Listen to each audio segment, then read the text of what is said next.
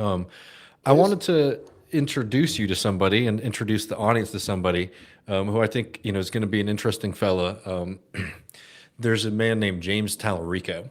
Some people may have heard of him, some people may have not. You may have seen his videos go viral on TikTok and social media over the past few months. He's really been pushing those out, and people have been fairly receptive to them. This bill is insane. The Bible doesn't mention abortion or gay marriage, but it goes on and on about forgiving debt, liberating the poor, and healing the sick. Elon Musk bought the presidency, and now the richest man in the world is gutting the Department of Education. I'm talking about him because last week we talked about Colin Allred. Colin Allred is running again for Senate, Ben. I don't know if you saw that, but God damn it!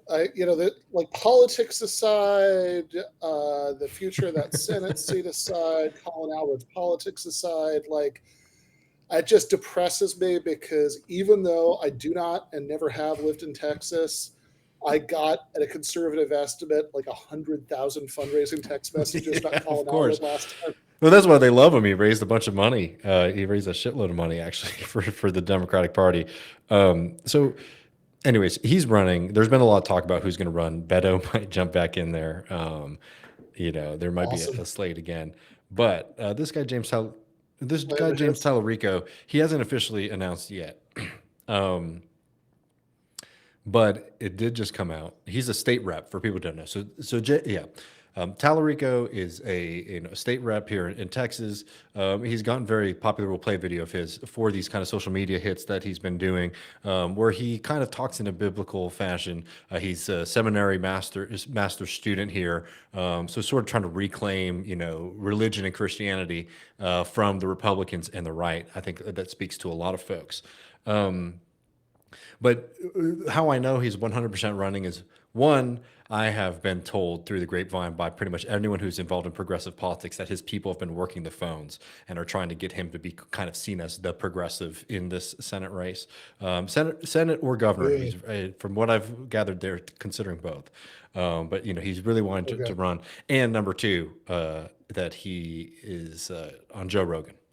So he recorded an episode with Joe Rogan, which, hey, for a Democrat, it's pretty good. Not many of them, other than not many of them do that anymore. But once I saw that, it's like, okay, well, 100% he's running. So I just wanted to introduce him to the audience, since we did talk a little bit about Colin Allred last week, and share some thoughts. But maybe I'll just play a short bit of this clip here that went mega viral. This is from the most recent ledge session where they put the 10 Commandments in school. And he schooled, one of these Republicans who put the bill forward. What is the fourth commandment?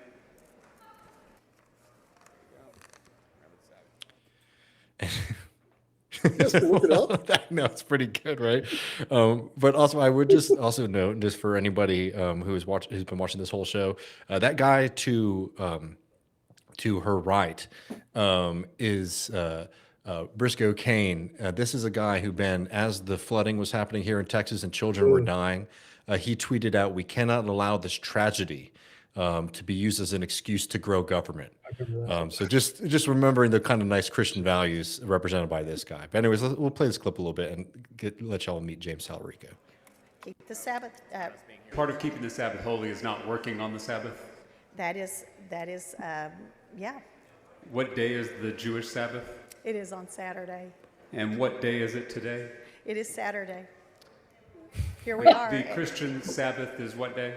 Sunday, in honor of the day that Jesus rose from the dead. And we're scheduled to give this bill a final vote on what day of the week? It's ironic, isn't it? Would you be willing to postpone your bill so that we're not breaking the 10 Commandments by working on the Jewish or Christian Sabbath? I love that you said that, because you're saying that you'd rather tell people to follow the 10 Commandments than follow it yourself?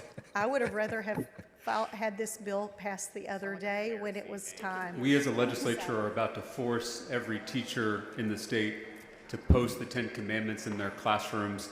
If they are donated. Do members of the Texas legislature follow the 10 Commandments? So again, this bill is about honoring our historical, educational, and judicial heritage. with the displaying of the Ten Commandments. The ninth commandment is thou shalt not bear false witness. Are you aware of any legislators who have lied about anything?